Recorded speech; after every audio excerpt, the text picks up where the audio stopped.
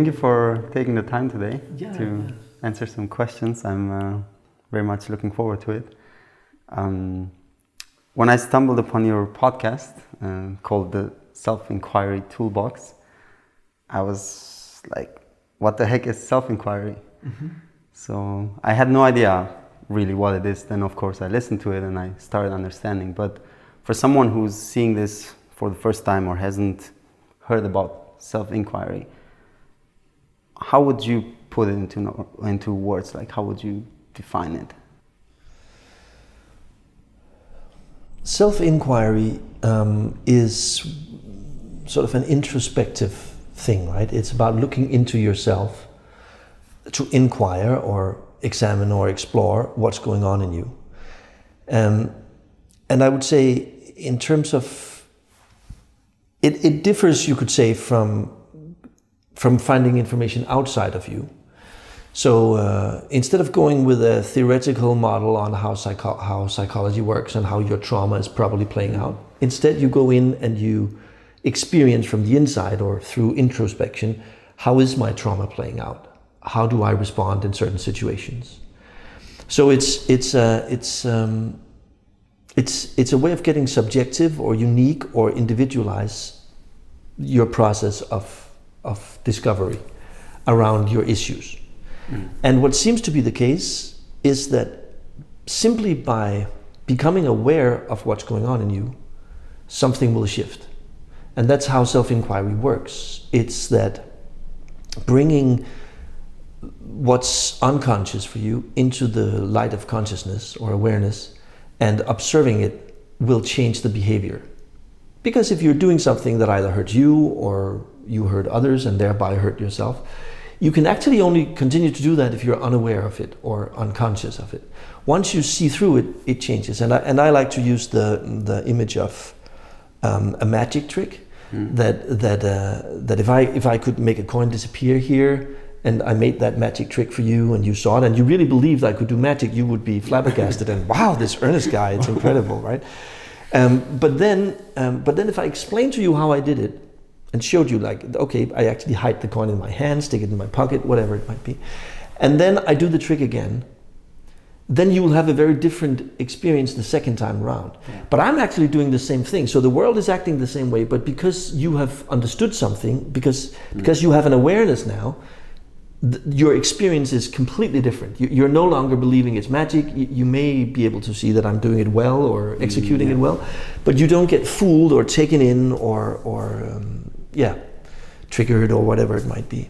So I think that's a good example or a good analogy of what self-inquiry is. It is understanding the magic tricks we do with ourselves in order to end up in certain reactive states, be that anger, sadness, depression, and by seeing that and understanding, and it can be understanding where does it come from historically, like it's my childhood, but it's not necessary. It can also just be observing, okay, this is actually what's going on in my mind.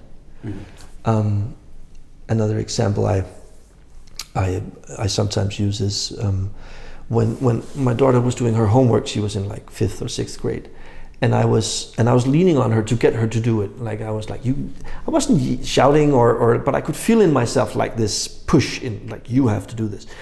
And afterwards I was wondering why was it so important for me to get her to do her homework? I mean, come on, she's in 6th grade. It's a math thing. And then as I did self-inquiry, as I inquired into myself, observing myself in retrospect, what I discovered was that this was the logic that was playing out. If she doesn't do her homework, she won't do well in school. If she doesn't do well in school, she won't get a higher degree, which apparently was important for me. If she doesn't get a high degree, she won't get a proper job. If she doesn't get a proper job, she will end up as a prostitute doing drugs on the street. And that really was... It's viral. Yeah, right?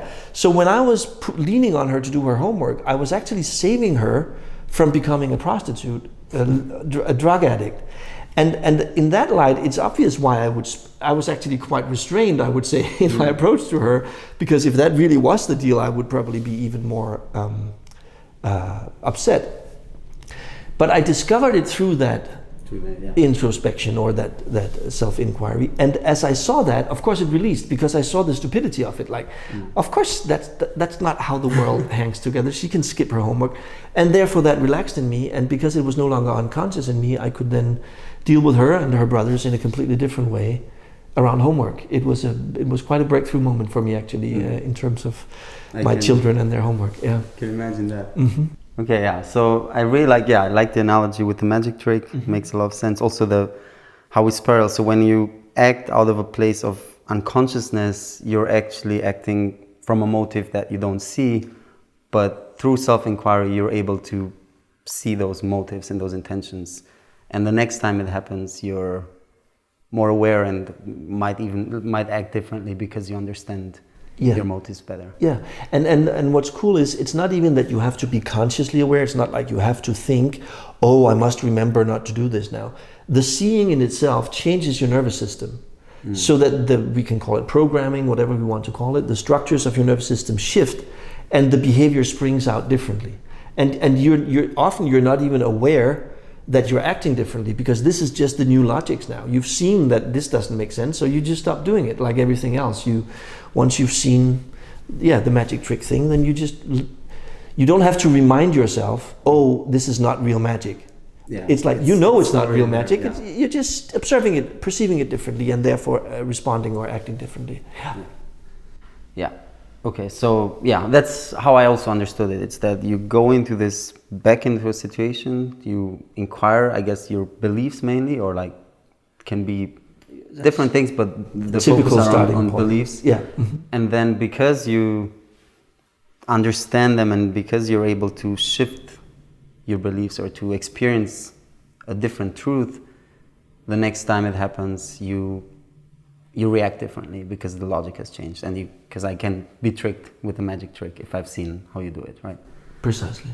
Great. So, and I was wondering, on the whole spectrum of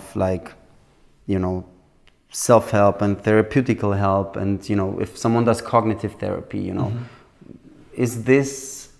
is self-inquiry a replacement for that? Am I able to work through my traumas and my triggers and all that kind of on the same level that I would do in therapy, or is that in addition to it? How do you see it, or how do you recommend it to I think that's an important question, actually.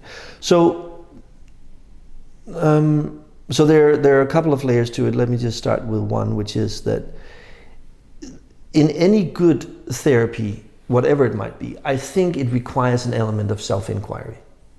You can't just be told how it is and then expect to change. So no matter what modality you're in, if it's a metacognitive thing or if it's a classic like Freudian analysis or whatever it is, there has to be some kind of introspection and self-revelation for anything to shift. Yeah.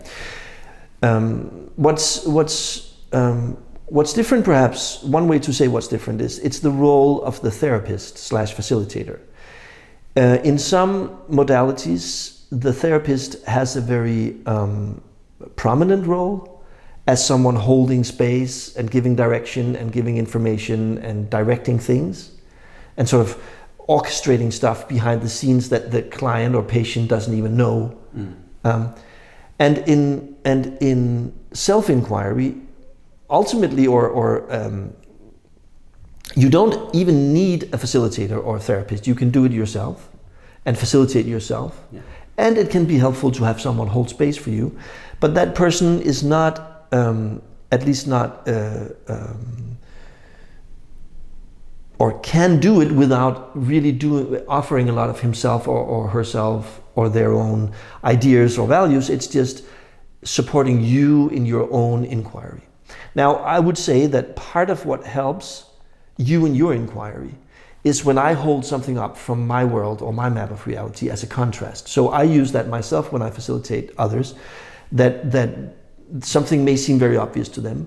And then I might say, okay, are you interested in hearing how I see it? And if they are, I'll explain something that might be a very different perspective. And in that space, they might discover a magic trick they're doing. So in that sense, I can offer something as a therapist or as a facilitator. However, self-inquiry in itself is not necessarily trauma-informed or trauma-based. So can it help on trauma? Like, that's how I understand your question. Like, if you have really, is it just like superficial things or is it deep things? Yeah. And I would say yes, absolutely. I have worked with people who've worked on like both sort of normal garden variety developmental trauma. You know, my parents did this, or I didn't experience that, or whatever.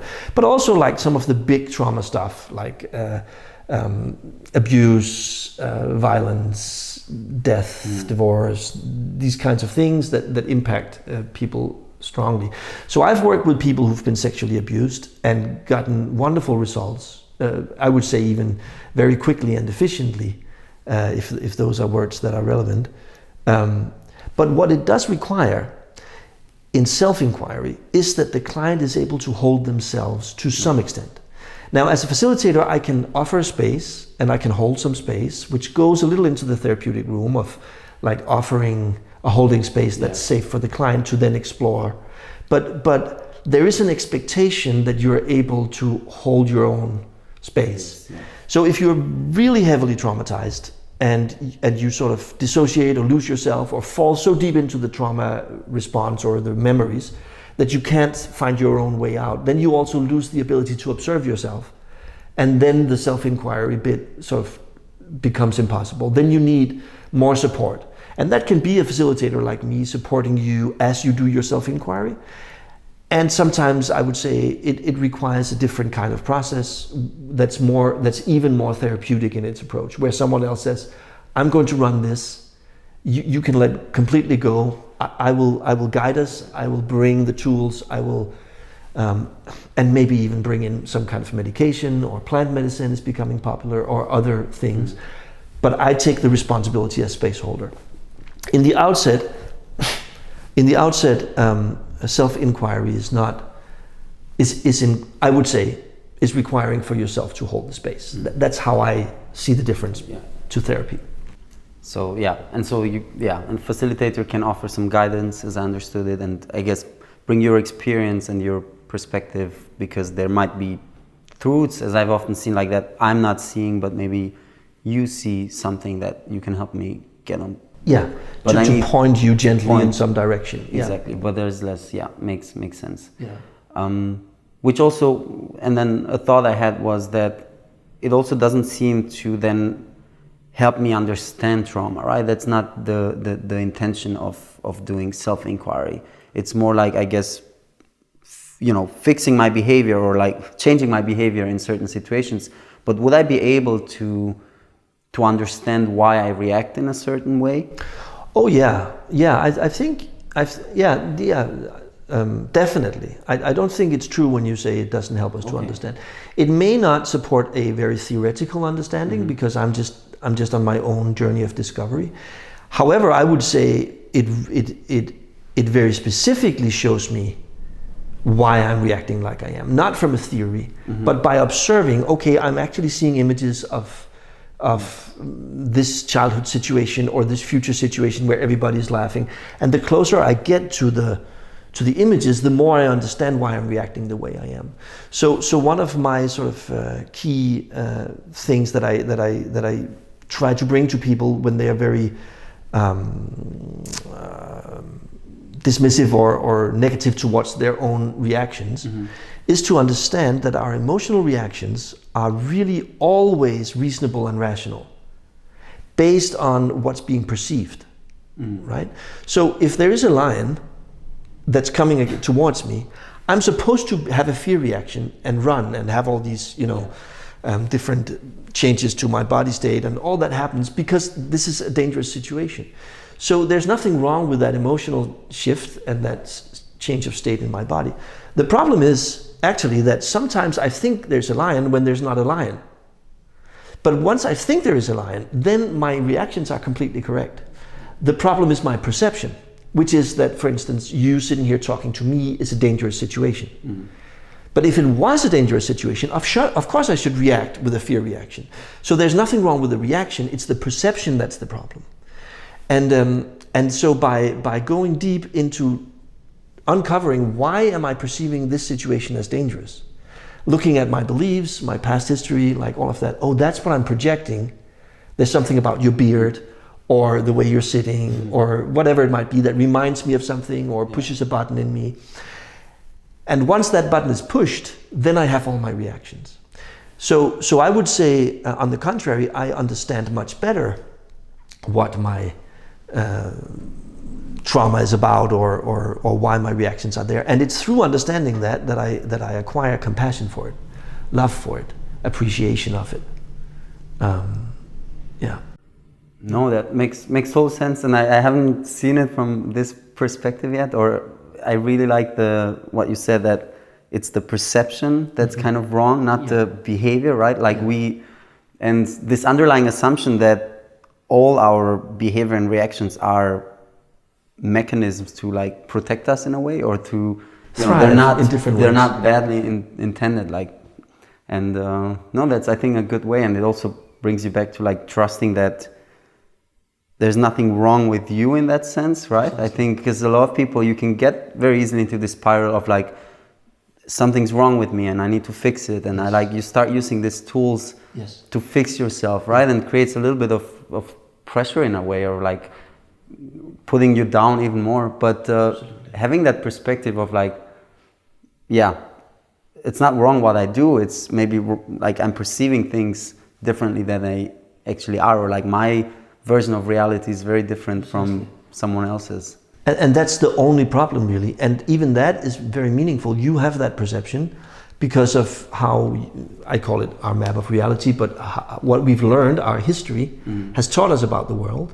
Therefore, we perceive a certain situation in a certain way.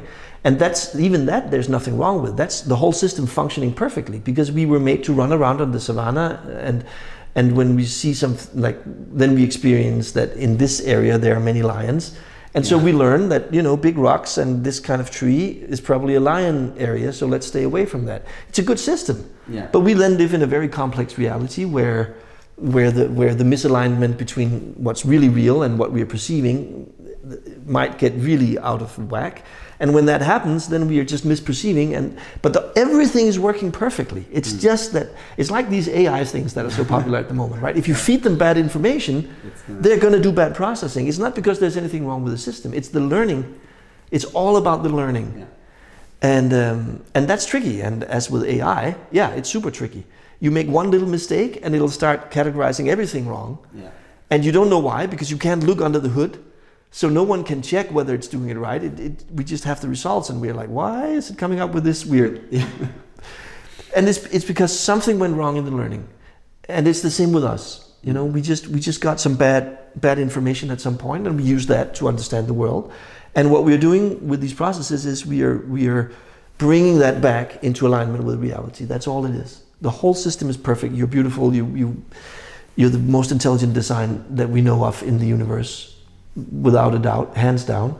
And it's just been programmed sometimes with a meat axe. And that's a bit of a simplistic approach to this delicate system, and so it gets a little out of whack. Yeah. Wow, that's a really nice way to look at it and to put it. Yeah, we are all just really perfect. It's just the learning. Programmed, maybe not perfectly. Exactly. Well. Wow. Yeah. Yeah, and you mentioned map of reality. I think that was when I started listening to the podcast and really understood this idea of what you were explaining, that we have this map of reality, we have this lens through which we see reality, and it's programmed, right? As you say, in a way, it's based on our previous experiences.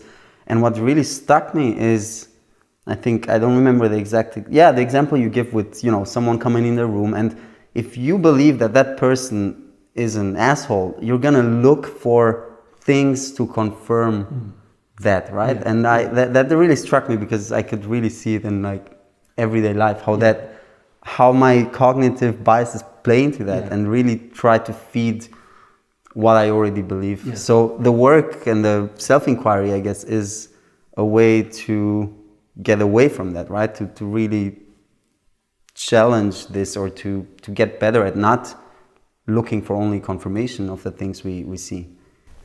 Yeah, I mean, yes, I think that's true. it's also built in, so getting really, really away from it can be difficult.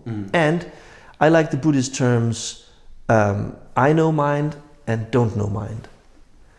And the process of self-inquiry, the work, whatever kind of method we prefer, I would say ultimately is about moving from I know mind, the mind that thinks it knows everything, into don't know mind, the mind that's open to perceiving things and changing perspectives.